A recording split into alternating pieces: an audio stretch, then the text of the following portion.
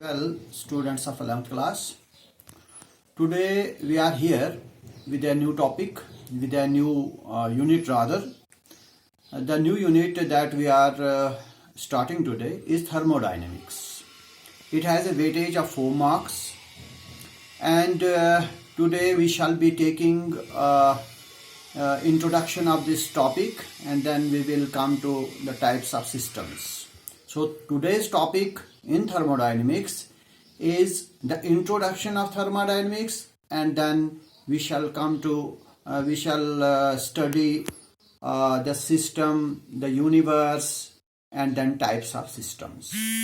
So first of all, coming to the term thermodynamics. The term thermodynamics, if we just see the literal meaning of thermodynamics, then this term has basically two parts. One is therm and the other one is dynamics. Now, as far as therm is concerned, it means heat, and dynamics means change. So thermodynamics literally means heat changes. When I say heat, heat means energy. So in other words, we can say heat changes or energy changes. Now what happens? Suppose I have a reaction here. Suppose this is a reaction, a general reaction. A plus B gives C plus D. Now see, when a reaction takes place, suppose this is the chemical reaction. When there are energy changes in a chemical reaction, then that branch of chemistry is known as chemical thermodynamics. So first of all, let us come to know about thermodynamics. What thermodynamics means? Thermodynamics means that when a reaction takes place, various energy changes take place during the course of a reaction. That means when a reaction takes place, there is a change in energy. That energy can be in the form of heat, that can be in the form of light, that can be in the form of electricity, or that can be in the form other than these forms. So when a reaction takes place, there is change in energy. That may be change in heat energy, that may be change in light energy, that may be change in electrical energy, or that may be change in any other form of energy. So those energy changes that take place during the course of reaction are studied under a different branch of chemistry known as thermodynamics. So what thermodynamics is? It's a branch of chemistry. It is a branch of chemistry that deals with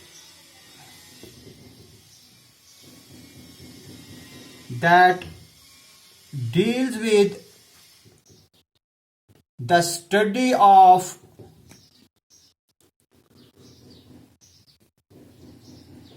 energy changes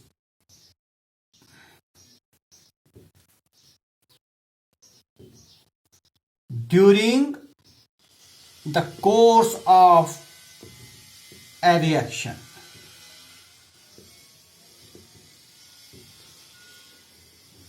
That branch of chemistry is known as thermodynamics. Now, suppose this is a reaction. Here A and B are reactants and C and D are products. What happens during a reaction? When reaction begins, the old bonds in the reactants, we can say them as old bonds, they break. Breaking of bond takes place, or breaking of bonds take place. So when bonds in the reactant break, that require energy. So energy required to break the bonds of reactant is known as bond energy. So bond energy is required. So we require a certain amount of energy to break this bond. Similarly, when reaction takes place and products are formed, new bonds are formed. New bonds. And when new bonds are formed, energy is released. Energy is not required this time. Energy is released. So when bonds have to break, energy is required, and when bonds are to form, energy is released. And when during the course of reaction, this energy, which energy? That is the bond breaking energy. Energy required to break the bond. Bond energy. Bond breaking energy. When this bond breaking energy is greater than the energy released to form new bond. Energy released to form new bond. Because when new bonds are to form, energy must be released. When this energy, that is bond breaking energy, is more, it is greater than the energy released for the formation of new bonds in the products, then the reaction is exothermic in nature. By exothermic we mean that energy is released. And when it is reverse, then the reaction is endothermic in nature.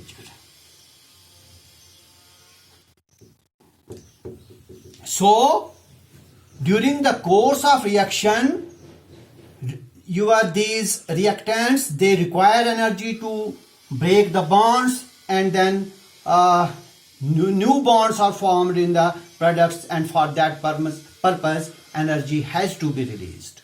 So moving to a concept, that is universe.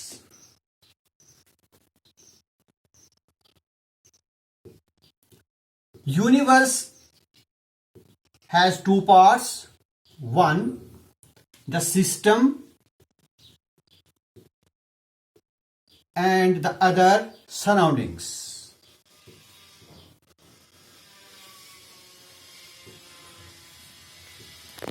System and surroundings may be separated from each other by a boundary, and that boundary sometimes can be solid, that can be gas, that can be liquid. Sometimes that boundary is visible, and sometimes that boundary is invisible. Now, what is system? What is system? System is a part of the universe, and so is surroundings. That is, system and surroundings together make the universe. Universe is a very broad concept. Whatever you can think of, whatever you can imagine of, that all constitutes universe. All stars, planets, then asteroids, then your earth, sun, solar system, millions and millions of solar systems, they all constitute the universe. Whatever you can, there is nothing outside the universe. Everything is very much a part of the universe. So universe is a very broad concept. Now what about the system? System is basically the part of universe which is under observation, which is under consideration. For example, if I take the example of this marker. This marker is system, and the rest of the part of the universe other than this marker will be its surroundings. Similarly, if this is the eraser is the system because this is under observation. I am talking about this eraser, then this eraser is your system, and the rest of the part that remains, that is the surroundings. So system and surroundings are parts of universe. System is what? System is the part of universe under observation. Any part of the universe which is under observation or which is under consideration or about which you are talking of, that part of the universe is known as system. And the rest of the universe other than the system, for example, if this is suppose a solid, then this is system. and the outside part other than the solid, this is the surroundings. These are surroundings.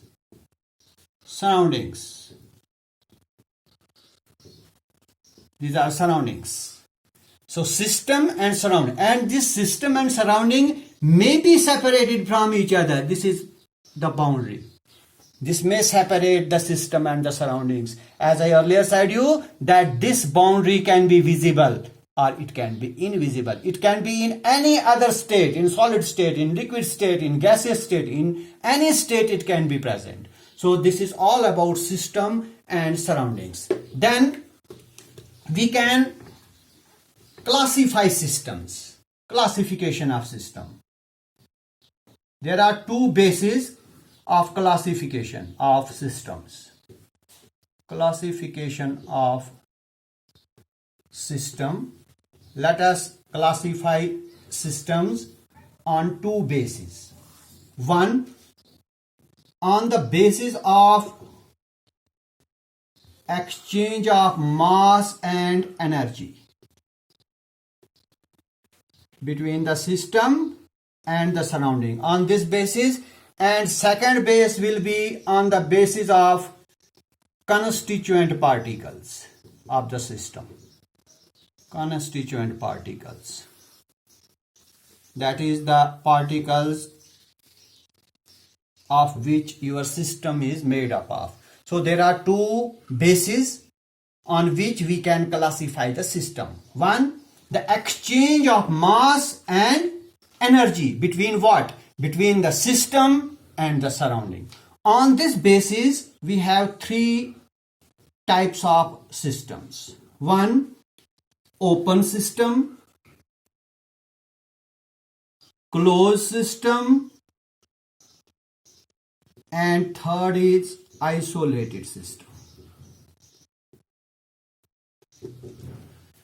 First, let us come to the open system. Let me give you an example, and then I will show you that how there is exchange of mass and energy.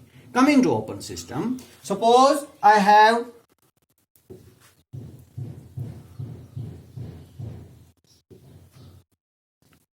a cup wherein I have kept hot tea.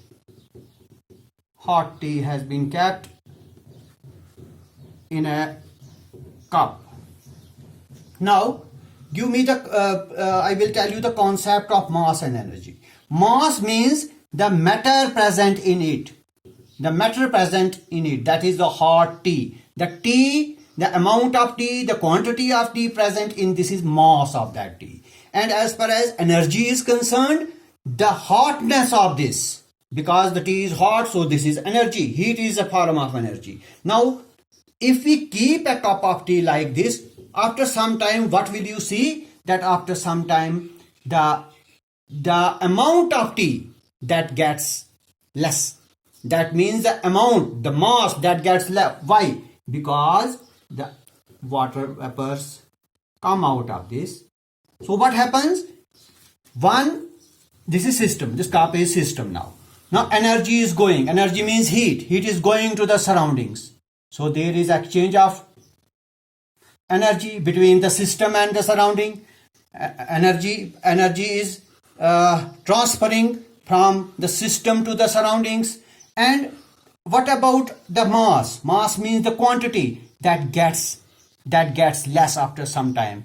You will find that the amount of tea left in this container will be lesser as compared to what it is at present after some time. So what has happened in this case? That the exchange of mass means quantity of tea, and energy means heat, the amount of heat that the tea had.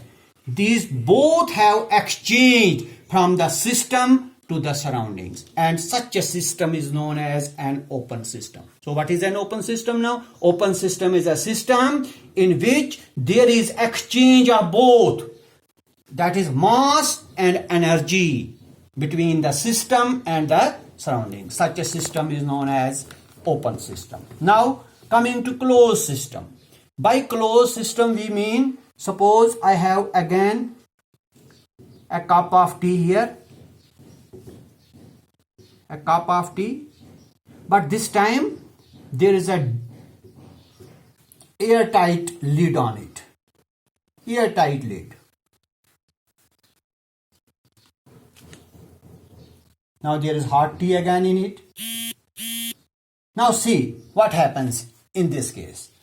In this case, after some time, you will find that the amount of energy that this tea has, that is the heat, that will get less.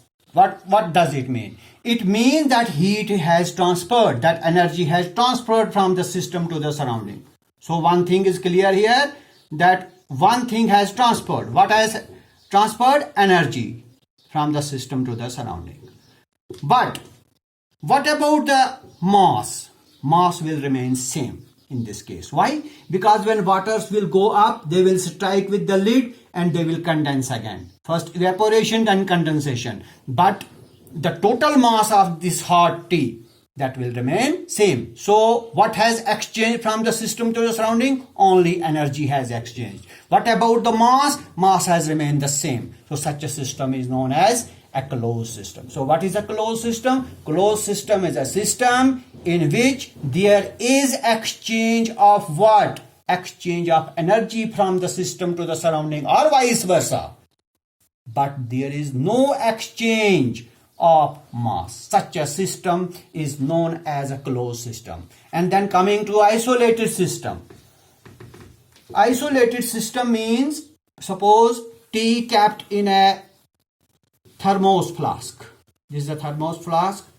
This is insulated wall. Tea has been kept in it again. It is closed. Now, when the tea is kept in a thermos flask, its wall is insulated. What happens to mass and energy? Mass will remain same. No tea will be lost. Total quantity of tea will remain. So there will be no exchange of mass. What about the heat now?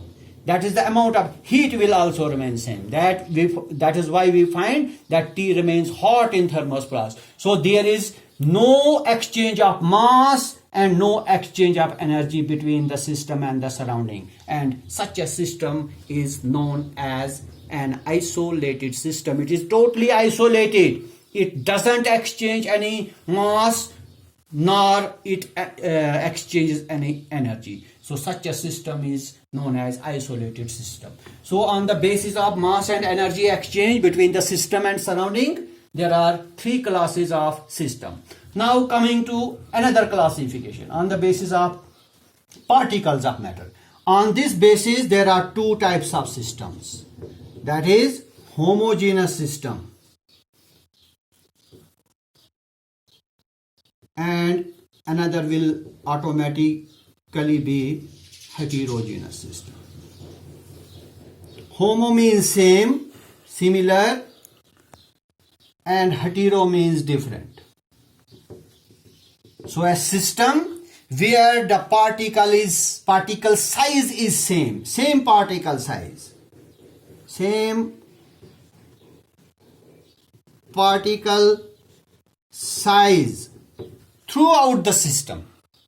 When the particle size in a system is same throughout the body of the system, that system is known as homogeneous system. So what a homogeneous system is? A homogeneous system is a system where the particle size is same, and not only to a particular area but to the whole body of the system. If it is same, then such a system is known as homogeneous system. On the other hand, heterogeneous system is that system where the particle size is different. It is not same throughout the body of the system. Such a system is known as heterogeneous system. So it is all for today, and we shall be taking the next topic later on. Thank you very much.